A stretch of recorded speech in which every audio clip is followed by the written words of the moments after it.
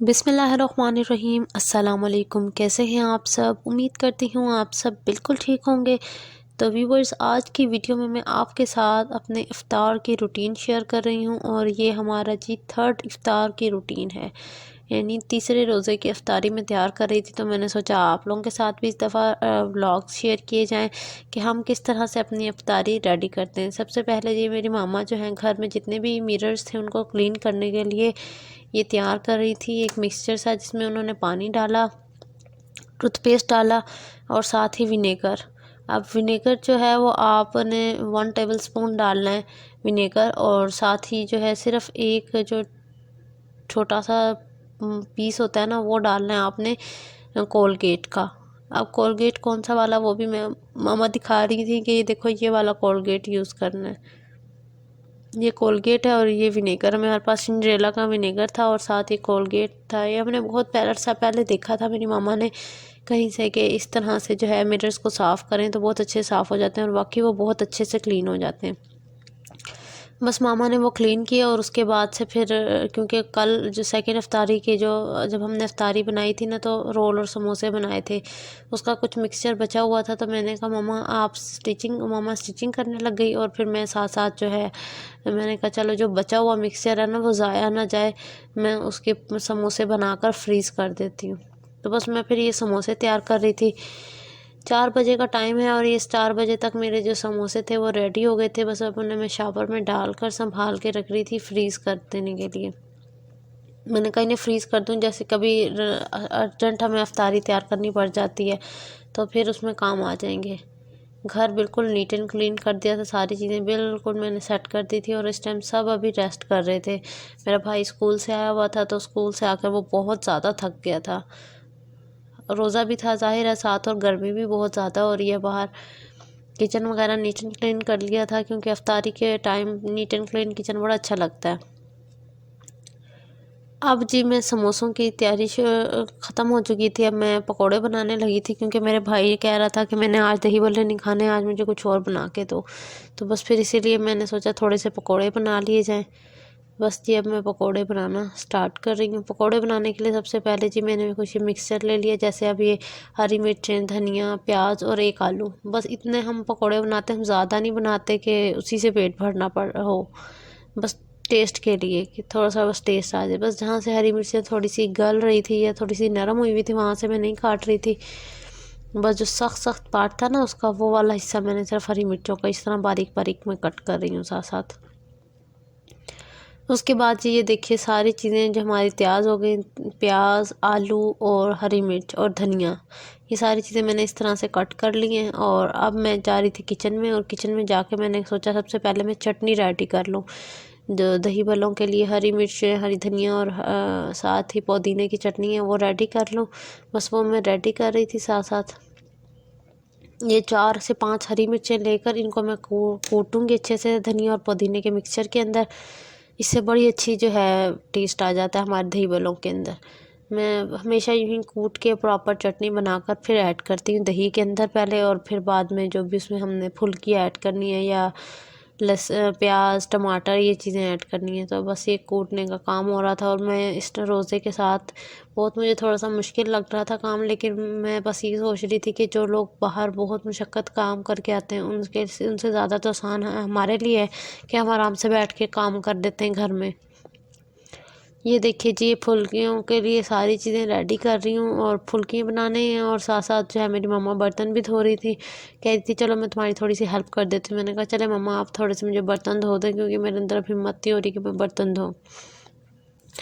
बर्तन धोने में मम्मा लग गई। मैंने कहा चले मैं इतना फुल्की रेडी कर लेती हूँ। फुल्कियाँ बनाने के लिए मैंने ये देखिए बेसन लिया है। बेसन हम लोग खुद रेडी करवाते हैं घर पर, पापा चक्की से बनवा के खुद अपने सामने लेके आते हैं। ये मैंने बेसन लिया है 2 कप। 2 कप मैंने बेसन ले लिया, और फिर उसके बाद जो है मैं फिर बाकी इसके अंदर मसाले ऐड करूँगी, जैसे नमक है, लाल मिर्च का पाउडर है, ज़ीरा है। इसके अलावा साथ हम मीठा सोडा ऐड कर देते हैं 1 चुटकी, और बस उसको मिक्स करके उसका घोल सा बनाकर और फिर उसमें पानी ऐड कर देना होता है थोड़ा सा, कि वो थोड़ा सा थिक थिक सा उसका जो है ना स्लरी सी बना लेते हैं। बस वो रेडी करके फिर उसको छोड़ देते हैं 5-6 मिनट के लिए। फिर जब वो मीठा सोडा उसमें प्रॉपर रिएक्शन हो जाता है ना मीठे सोडे का, यानी छोटी छोटी सी फुल्कियाँ सी जैसे ये कह लेंगे जैसे बबल से बनना शुरू हो जाते हैं, तो तब फ़ौरन ही मैं जो है फुल्कियाँ रेडी कर लेती हूँ। बस अब ये देखिए जी, मैं फुल्कियाँ बना रही थी और फुल्कियाँ बनाने के बाद मेरा इरादा था पहले मैं पास्ता बना लूँ और इतने में फुल्कियों का ये मिक्सचर जो है थोड़ी देर इसको रेस्ट के लिए छोड़ दूँगी। चलिए जी, देखो मैं आपको बताती हूँ कि मैंने इस दफ़ा पास्ता किस तरह से बनाया है। पास्ता में मैंने इस दफ़ा स्पाइसेस थोड़े कम रखे हैं। सबसे पहले मैंने कुकिंग ऑयल ऐड कर दिया थोड़ा सा। पास्ता में ये ट्रिक है कि पास्ता में कभी भी आपने जो है ना कुकिंग ऑयल की क्वांटिटी ज़्यादा नहीं करनी, थोड़ा कुकिंग ऑयल डालना है, बस इतना कि वो एब्जॉर्ब हो जाए। यहाँ पर ये कुछ वेजिटेबल्स हैं जिस तरह कैबिज है, कैरेट है, उसके अलावा ऑनियंस हैं और साथ ही मैंने थोड़ी सी शिमला मिर्च भी ले ली थी यानी कैप्सिकम।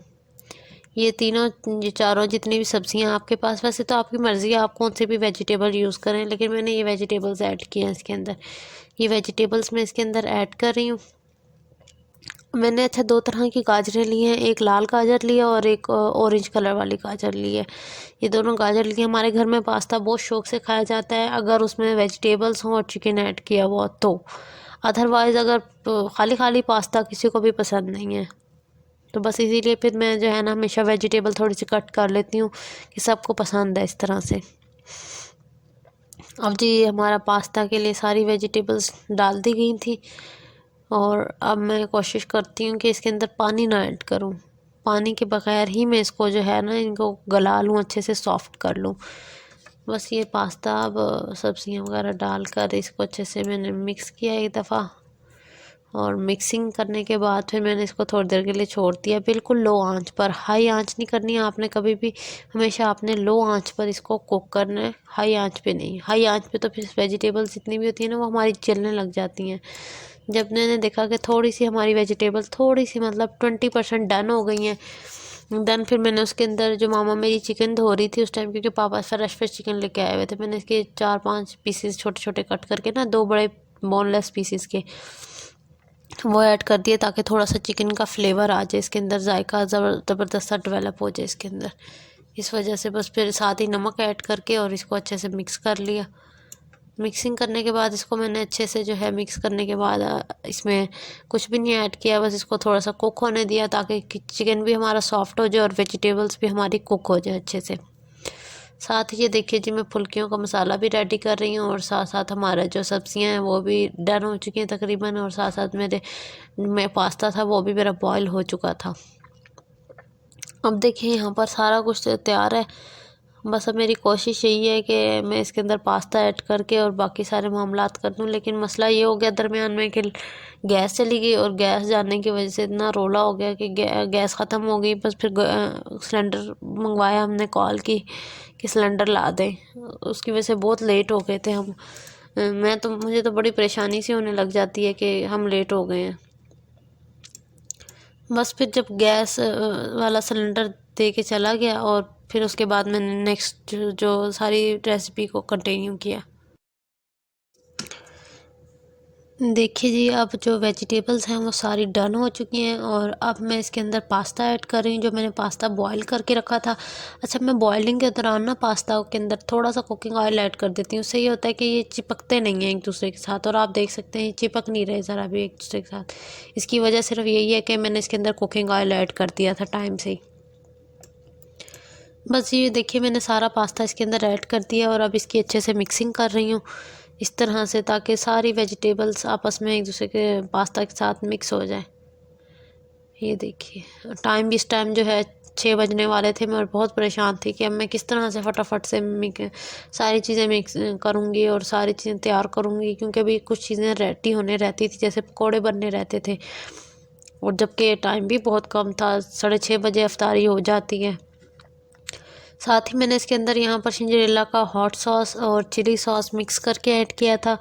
आप चाहें तो डाल दें, मैंने इसलिए डाल दी क्योंकि हम लोगों ने पास्ता के अंदर इस दफ़ा पास्ता में स्पाइसेस जो कितने भी थे ना वो कम डाले थे अफ्तारी के दौरान। चिली सॉस मैंने ऐड करने के बाद इसके अंदर चिली फ्लेक्स ऐड किया, हाफ़ टेबल स्पून भर के, जो हाफ़ टेबल स्पून वाला भरा हुआ होता है ना वो फुल, वो ऐड करने के बाद नमक हम ऐड करें इसके अंदर। सॉल्ट टू टेस्ट, आप अपने मुताबिक जितना आपको कम ज़्यादा, आप जिस तरह, मैंने तो हाफ़ टेबल स्पून ऐड किया था इसके अंदर नमक, क्योंकि मैंने पहले सब्जियों के अंदर नहीं डाला हुआ था, इस वजह से। अब मैं इसकी बस अच्छे से मिक्सिंग करूँगी और लो आंच पर इसको थोड़ा सा कुक होने दूँगी। थोड़ा सा जो इसके अंदर पानी था ना वो पास्ता के अंदर, वो इसमें मौजूद है, तो इस वजह से ये अच्छे से कुक हो जाएगा। इस तरह से मैं सारी मसाले इसके अंदर मिक्स कर रही हूँ, लेकिन लाइट स्पाइसेस के साथ वाकई पास्ता बहुत मज़े का लगता है। वैसे अगर तेज़ स्पाइसेस भी हम लोग डाल लेते हैं, लेकिन वो कम कम, बहुत कम कम। अभी तो मैंने सिर्फ लाइट स्पाइसेस डालकर इसको पास्ता को फटाफट, जो मतलब होता है ना क्विक सी रेसिपी, वो मैंने इसकी तैयारी की थी, क्योंकि अफ्तारी में टाइम कम था, तो वरना मैं तफसीलन इसको अगर बनाने बैठती ना तो बहुत टाइम लग जाना था। बस यहाँ देखिए मेरा पास्ता जो है वो बन के तैयार हो चुका है। बहुत ज़बरदस्त, बहुत टेस्टी था, सबको बहुत पसंद आया पास्ता। इसमें मैंने थोड़ा सा हरी प्याज भी डाल दी थी बाद में। ये देखिए जी, अब पकोड़ों की बारी आई। बस मैं फटाफट से पकोड़े बना रही थी। मेरा मामा कहती हैं कि बाकी क्लिप्स अब ना बनाओ, टाइम कम है, कैमरा संभालोगी या फिर अफ्तारी बनाओगी। मैंने कहा ये बात भी सही है। बस अब फिर मैंने आपको फाइनल लुक दिखाई है। ये देखिए जी, ये है जी हमारा अफ्तारी, हमने सेट कर ली थी, रख दी थी सारी। पापा वाटरमेलन लेके आए थे, वो भी रख दिए। ये सारी चीज़ें, वाटरमेलन, पास्ता, इसके अलावा पकोड़े, फिर साथ दही बल्ले तो हमारे घर डेली बनते हैं, क्योंकि हम लोग रात के टाइम इफ्तारी के टाइम रोटी नहीं खाते। यहाँ पर अब हम कह रहे थे पापा को कि पापा आप ही डालेंगे सारी चीज़ें, सबको डिस्ट्रीब्यूट करते। बस ही फिर उसके बाद हमने अफ्तारी की। अफ्तारी करने के बाद तो इतना बंदा नींद सी आती है, थकावट महसूस होती है। अफ्तारी से पहले बिल्कुल ठीक होते हैं, अफ्तारी के बाद ही ये चीज़ें महसूस होती हैं।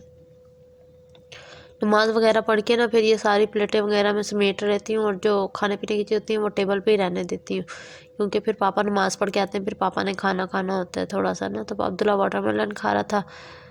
ये देखिए जी, अभी इंटरटेनमेंट सेशन शुरू हो चुका है। अब सारे बैठे गप्पे शप्पे मार रहे थे, साथ साथ मेरी बहन कंप्यूटर भी देख रही थी। फिर बस ईशा का टाइम हो गया, और फिर ईशा के टाइम सब ने नमाज़ अदा की, और नमाज़ पढ़ने के बाद हम लोग थोड़ा सा ये होता है कि हमारा पढ़ाई का सेशन लगता है, और फिर बस सो जाते हैं। वो भी मैं आपके साथ शेयर करूँगी अभी एक क्लिप।